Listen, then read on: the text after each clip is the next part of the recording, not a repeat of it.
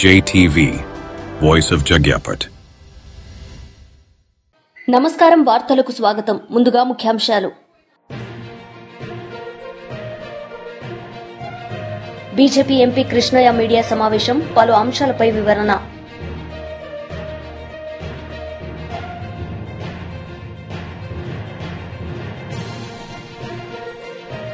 మాజీ మంత్రి గుడివాడ అమర్నాథ్ మీడియా సమావేశం, పలు అంశాలపై వివరణ. మాజీ మంత్రి పీతల సుజాత మీడియా సమావేశం నిర్వహించారు. ఈ సందర్భంగా ఆమె మాట్లాడారు. పోలవరం ప్రాజెక్ట్ మన రాష్ట్రాన్ని కరువు నుండి కాపాడే ఒక సంజీవన్ లాంటిది, ఒక వరప్రదాయని. సో అట్లాంటి పోలవరం ప్రాజెక్ట్ని కట్టడం అనేది ఆషామాషి విషయం కాదండి. అది ఒక చిత్తశుద్ధి ఉన్న నాయకుడికి మాత్రమే ఆ విషయం తెలుస్తుంది, ఆ విలువ తెలుస్తుంది. ఆ చిత్తశుద్ధి ఉన్నటువంటి నాయకుడే మన గౌరవ ముఖ్యమంత్రి చంద్రబాబు నాయుడు గారు. ఈ ప్రాజెక్ట్ని సకాలంలో పూర్తి చేసి రైతులకి అండగా ఉండేందుకు ప్రభుత్వ యంత్రాంగం డే అండ్ నైట్ చాలా పనిచేస్తున్న విషయాన్ని కూడా, బాగా పనిచేస్తున్న విషయాన్ని కూడా నేను ప్రజలకు తెలియజేస్తున్నా. మరి గత 5 సంవత్సరాల్లో మనం చూసాం, వైసీపీ హయాంలో పోలవరం ప్రాజెక్ట్ని ఎంత నిర్లక్ష్యం చేశారో, ఎంత పడకేసేశారో, వెనక్కి తీసుకెళ్లారో ప్రజలందరూ కూడా చూశారు. మరి ఈ రోజున 2024లో మళ్ళా కూటమి ప్రభుత్వం వచ్చిన తర్వాత జెట్ స్పీడ్తో పోలవరం పనులన్నీ కూడా ముందుకి వెళ్తున్న విషయాన్ని కూడా నేను ప్రజలందరికీ కూడా తెలియజేస్తున్నానండి. మరి అంతేకాకుండా మరి గత 5 ఏళ్లు 2019 నుంచి 24 వరకు కూడా వైసీపీ గవర్నమెంట్లో పోలవరం ప్రాజెక్ట్ని చాలా నిర్లక్ష్యం చేసిన విషయం ప్రజలందరికీ కూడా తెలుసు. నేడు చంద్రన్న జెట్ స్పీడ్తో పరుగులు పెట్టిస్తున్నారు.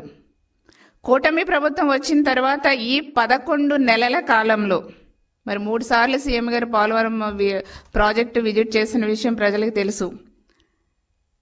మరి అధికారులతో ఎంత దగ్గరుండి గైడెన్స్ ఇస్తూ ఎట్లా పనిచేస్తున్నారో కూడా ప్రజలందరూ కూడా చూస్తున్నారు, అర్థం చేసుకుంటున్నారు. అనుకున్న టైంకి ఏదైతే చెప్పామో ఆ టైంకి పోలవరం ప్రాజెక్టు నిర్మించి తీరాలనే ఒక కంకణంతో గౌరవ సీఎం గారు కూటమి ప్రభుత్వం పనిచేస్తుంది. 2014-19 సంవత్సర కాలంలో మరి సాగునీటి రంగానికి దాదాపు 68,000 కోట్ల. మాజీ మంత్రి గుడివాడ అమర్నాథ్ మీడియా సమావేశం నిర్వహించారు. ఈ సందర్భంగా పలు అంశాలపై ఆయన మాట్లాడారు. వల్ల ఏదైనా పని జరిగితే ఆ సందర్భంలో డైవర్షన్ చేయడానికి, ఇష్యూని డైవర్ట్ చేయడానికి ఏదో ఒక ఇష్యూని పట్టుకొని జగన్మోహన్ రెడ్డి గారిని నిందించి, గత ప్రభుత్వాలను నిందించి పబ్బం గడుపుకునేటువంటి ప్రయత్నం ఇప్పుడున్నటువంటి ప్రభుత్వం తాలూకా ఒక పనితీరుగా మారిపోయింది. ఈరోజు మీ ముందుకు రావడానికి, ప్రజలకు కొన్ని విషయాలు చెప్పడానికి గల కారణం ఏంటంటే, మీ అందరికి గుర్తుందో లేదో 4 నెలల క్రితం, 4-5 మాసాల క్రితం పెద్ద ఎత్తున గత ప్రభుత్వంలో జగన్మోహన్ రెడ్డి గారి హయాంలో పవర్ పర్చేజ్ అగ్రిమెంట్స్ సంబంధించి ₹2.49 కేంద్ర ప్రభుత్వ సంస్థ అయినటువంటి సెక్కీతో, solar energy corporation of India, అంటే సెక్కీ సెంట్రల్ గవర్నమెంట్ అండర్టేకింగ్ సంబంధించినటువంటి సంస్థ, ఆ సంస్థకు సంబంధించి ఆ సంస్థతో ₹2.49 యూనిట్కి పవర్ పర్చేజ్ అగ్రిమెంట్ అనేటువంటిది గత ప్రభుత్వంలో జగన్మోహన్ రెడ్డి గారి నాయకత్వంలో చేస్తే, ముఖ్యంగా ఎల్లో మీడియా ఎంత గగ్గోలు పెట్టిందంటే, ఇందులో ఏదో అవినీతి జరిగిపోయింది, ₹1,00,000 కోట్ల ఇందులో అవినీతి జరిగిపోయింది. చంద్రబాబు నాయుడు గారు కూడా గతంలో ఎన్నికల ప్రచారం కాదు, ముఖ్యమంత్రి అయిన తర్వాత కూడా ప్రజల ముందుకు వచ్చి సెక్కీతో జగన్మోహన్ రెడ్డి గారు చేసుకున్నటువంటి ఒప్పందం వల్ల రాష్ట్రానికి ఎంత నష్టం కలుగుతా ఉంది అని చెప్పి పెద్ద ఎత్తున ఒక దుష్ప్రచారాన్ని 10-15 రోజుల పాటు చేసినటువంటి విషయం మీ అందరికీ తెలుసు. నాకు తెలిసి బహుశా దేశ చరిత్రలో ఈ 2021-22 సంవత్సరంలో చేసుకున్నటువంటి ఒప్పందం దేశంలో అనేక రాష్ట్రాలు సెక్కీతో ఒప్పందం చేసుకుంటే అత్యంత తక్కువ రేటుకి చేసుకున్నటువంటి రాష్ట్రం ఆంధ్రప్రదేశ్. జగన్మోహన్ రెడ్డి గారి నాయకత్వంలో ఆంధ్రప్రదేశ్ రాష్ట్రం ₹2.49 సోలార్ పవర్ కొనుగోలు చేసినటువంటిది దేశంలోనే అత్యంత తక్కువ రేటుకి చేసుకుంది. ఈరోజు కొత్తగా మీ ద్వారా ప్రజలకు చెప్పదలుచుకుంది ఏంటంటే ఈ సంవత్సర కాలంలో అనేక అవినీతి కార్యక్రమాలకు పాల్పడినటువంటి ప్రభుత్వం కొత్తగా మళ్ళీ 11,000 కోట్ల రూపాయలు ఒక పెద్ద స్కామ్కి వీరు తెరతీశారనేటువంటి విషయాన్ని మీ ద్వారా ప్రజలకు తెలియజేస్తా ఉన్నా. ఆ రోజు జగన్మోహన్ రెడ్డి గారి నేతృత్వంలో ₹2.49 సెక్కీతో ఒప్పందం చేసుకుంటేనే గగ్గోలు పెట్టినటువంటి ఈ ప్రభుత్వం ఈరోజు యాక్సిస్ అనేటువంటి సంస్థతో ₹4.60 400 మెగావాట్లు 25 సంవత్సరాలకు ఒప్పందం చేసుకుంది. మరి మేము ₹2.49 మేము ఒప్పందం చేసుకుంటేనే ఏదో నష్టం జరిగిపోయింది, ప్రభుత్వం ఆ రోజు ఉన్నటువంటి ప్రభుత్వం అవినీతికి పాల్పడిందని చెప్పినటువంటి చంద్రబాబు నాయుడు గారు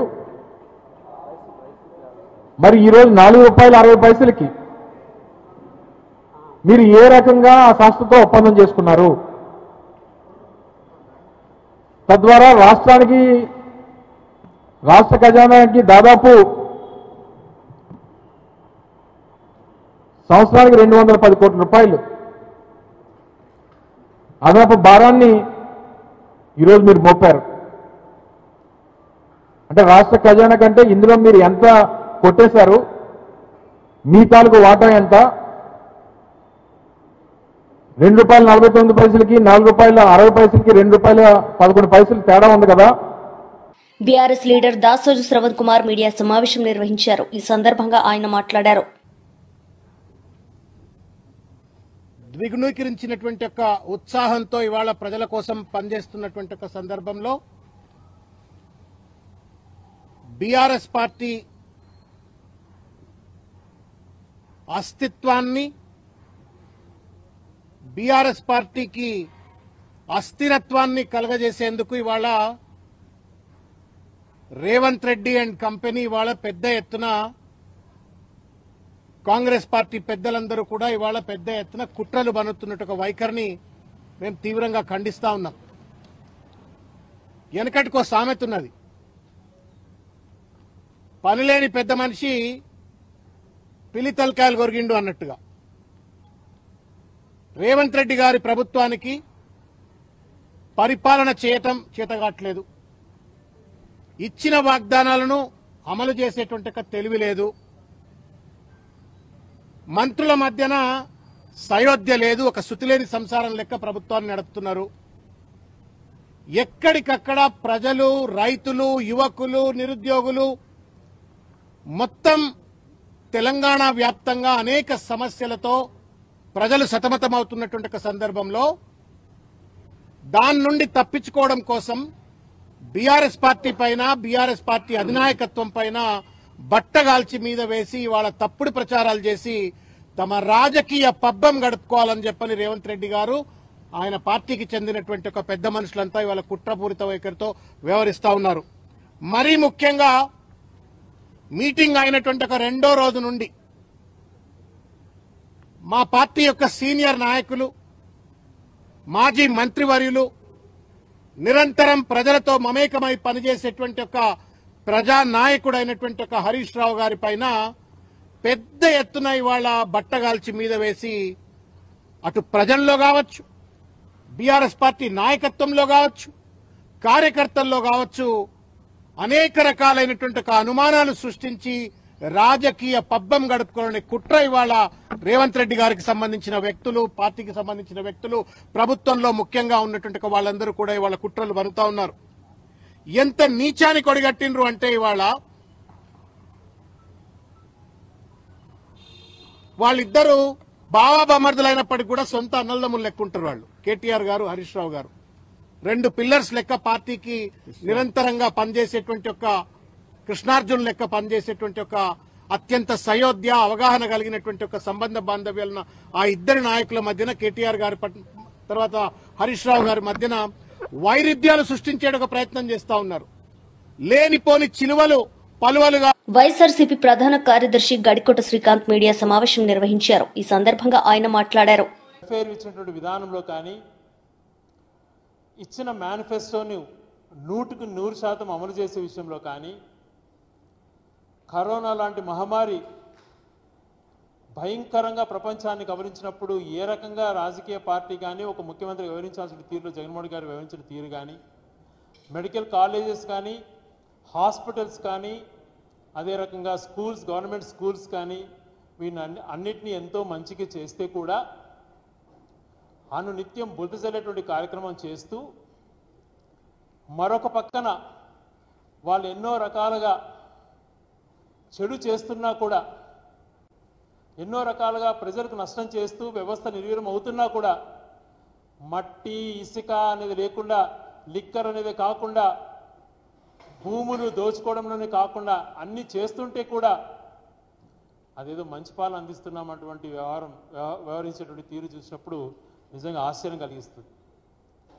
ఇవన్నీ ఒక ఎత్తైతే ఈరోజు తెలుగుదేశం వాళ్ళు ఏ రకంగా వ్యవహరిస్తారు, మంచిని ఏ రకంగా తగ్గిస్తారు, చెడుని ఏ రకంగా పెంచుతారు అనే దానికి ఈరోజు ఒక స్పష్టమైనటువంటి ఉదాహరణ మనం తీసుకోవచ్చు. అందులో భాగంగానే ఈ సెకీ ఒప్పందం. సెకీ అన్నటువంటిది సోలార్ కార్పొరేషన్ ఆఫ్ ఇండియా అన్నటువంటిది ఏదైతే సెకీ ఫామ్ అయిందో ఆ కంపెనీ సంబంధించి ఏదైతే అది ఒక లైసెన్స్డ్ పాన్ ఇండియాలో పవర్ని పర్చేస్ చేసి డిస్కామ్స్కి అమ్ముతుందన్నమాట ఈ సెకీ అనేటువంటి కార్పొరేషన్. ఈ కార్పొరేషన్తో అత్యంత తక్కువగా జగన్మోహన్ రెడ్డి గారు ₹2.45 యూనిట్కి ఒప్పందం చేసుకుంటే ఏ రకంగా వ్యవహరించారో ఆ రోజు గతంలో అన్నది మనం చూసాం. జగన్మోహన్ రెడ్డి గారు ₹1,00,000 కోట్ల నష్టం చేశారు, 1,10,000 కోట్లు నష్టం చేశారు ప్రజలకు. దానివల్ల ఎంతో నష్టం జరుగుతుంది ప్రజలకు అని మాట్లాడిన వీళ్ళు ఈరోజు మరి ₹4.60 ఒప్పందం చేసుకున్నారు. దీన్ని ఏమనాలి? ఈరోజే జరిగినటువంటి అగ్రిమెంటు పూర్తిగా నిన్న ఏపీఆర్సీ సంబంధించి జీవో కూడా విడుదల చేశారు. యాక్సిస్ పవర్ వాళ్ళ దగ్గర నుంచి ₹4.60 యూనిట్ ఛార్జ్ కొన్నట్టుగా క్లియర్గా వాళ్ళు అంగీకారం తెలిపారు. ఆ జీవో విడుదల చేశారు. మరి ₹2.45 జగన్మోహన్ రెడ్డి గారు అగ్రిమెంట్ చేసుకున్న రోజున మీరు ఆ రకంగా మాట్లాడారే, మరి ఈ రోజున మీరు ₹4.60 చేసుకుంటున్నారు. దీన్ని ఏమనాలి? ఎంత దోపిడీ జరుగుతోంది ఇక్కడ. దీని గురించి ఎందుకు ఏ మీడియా మాట్లాడట్లేదు? గతంలో ఏదో నష్టం జరిగిందని మాట్లాడిన వారందరూ కూడా ఎక్కడికి పోయారు? నిజంగా జగన్మోహన్ రెడ్డి గారు పరిపాలన ఏ రకంగా ఉంటుంది, వీళ్ళు ఏ రకంగా దుష్ప్రచారం చేశారంటే ఇది ఒక ఎగ్జాంపుల్గా తీసుకోవచ్చు. ప్రజలకు భారం పడకుండా ఇంటర్ స్టేట్ ఛార్జెస్ లేకుండా అవి కూడా వే ఆఫ్ చేయించుకొని ₹2.49 జగన్మోహన్ రెడ్డి గారు అగ్రిమెంట్ చేసుకుంటే మరి ఈ ప్రభుత్వం నియంత్రణ మండలిని బెదిరించి నియంత్రణ మండలిలో ఉన్నటువంటి జీవో నెంబర్ 108 దాని ప్రకారం వాళ్ళ భయభ్రాంతులకు గురి చేసి ఈరోజు ₹4.60 చేసుకుంటున్నారే, ఇది దుర్మార్గం కాదా అని చెప్పి ప్రశ్నిస్తున్నాం. మరి గతంలో జగన్మోహన్ రెడ్డి గారు చేసిన మంచి పనులు కూడా ఈ రకంగానే చేశారు దుష్ప్రచారాలు. ఇది క్లియర్ కట్గా కళ్ళ ముందర కనపడేటువంటి వాస్తవం. ఏ రకంగా విద్యుత్లో దోపిడీ జరిగిందో ఒకసారి ఆలోచన చేయమంటున్నా. మరి నాణ్యతమైనటువంటి విద్యుత్ ఇవ్వాలి, రైతులకు 9 గంటల పవర్ ఇవ్వాలి, శాశ్వతంగా 30 సంవత్సరాలు ఎటువంటి ఆటంకం కలగకుండా రైతులకు పవర్ ఇవ్వాలి అని చెప్పి ఆ రోజు గౌరవ ముఖ్యమంత్రి ఇప్పుడున్న మాజీ ముఖ్యమంత్రి జగన్మోహన్ రెడ్డి గారు అగ్రిమెంట్ చేసుకుంటే మరి ఈ రోజున ఇప్పటికే ఈ సంవత్సరం కూడా కాలం ఇప్పటికే 15,000 కోట్ల రూపాయల పైగా ప్రజలపైన భారం వేశారు విద్యుత్ ఛార్జీల పెంపు ద్వారా.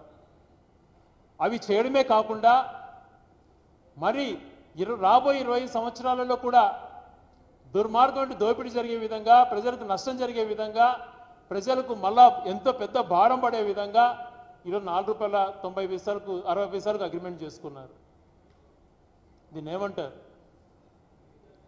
గతంలో ఉమ్మడి రాష్ట్రానికి 10 సంవత్సరాలు పరిపాలన చేసినటువంటి చంద్రబాబు నాయుడు గారు విద్యుత్ అస్తవ్యస్తమైనటువంటి రీతిలో ఎక్కడ చూసినా లో వోల్టేజ్ ప్రాబ్లం, రైతులకు మినిమం ట్రాన్స్ఫార్మర్ కావాలంటే ఇచ్చేటువంటి పరిస్థితి ఉండేది కాదు, ఊర్లలో కూడా ట్రాన్స్ఫార్మర్ ఉండేటివి కావు.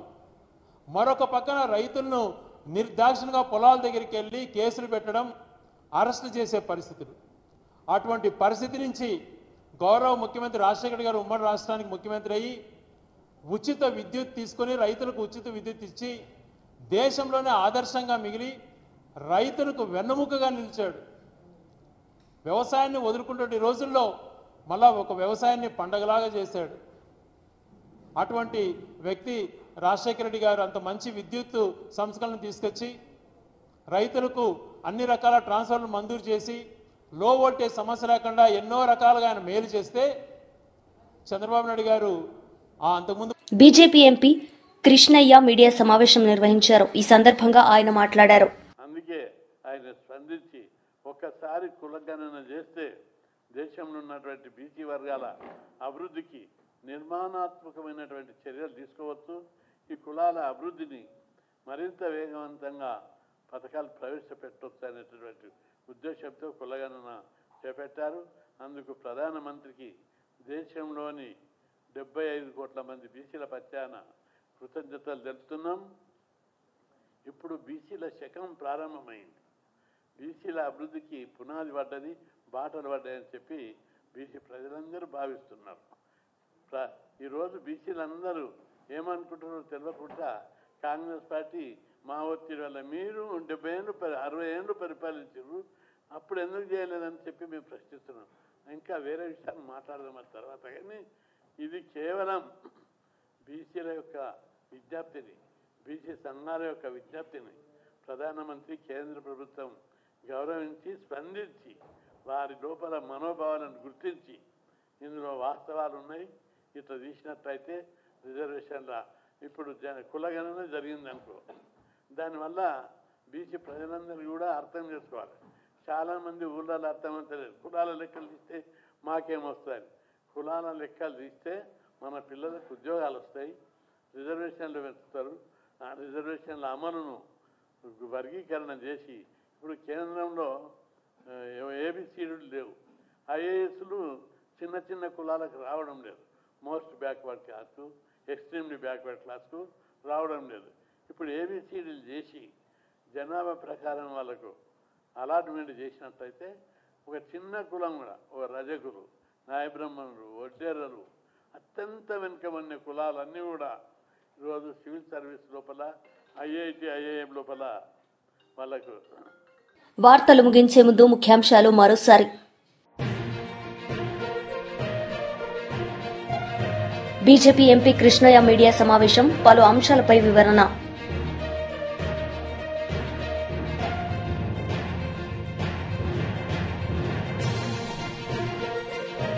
మాజీ మంత్రి గుడివాడ అమర్నాథ్ మీడియా సమావేశం, పలు అంశాలపై వివరణ. ఈ వార్తలు ఇంతటితో సమాప్తం. తిరిగి ప్రసారమయ్యే వార్తల్లో మళ్ళీ కలుద్దాం. అంతవరకు సెలవు. నమస్తే.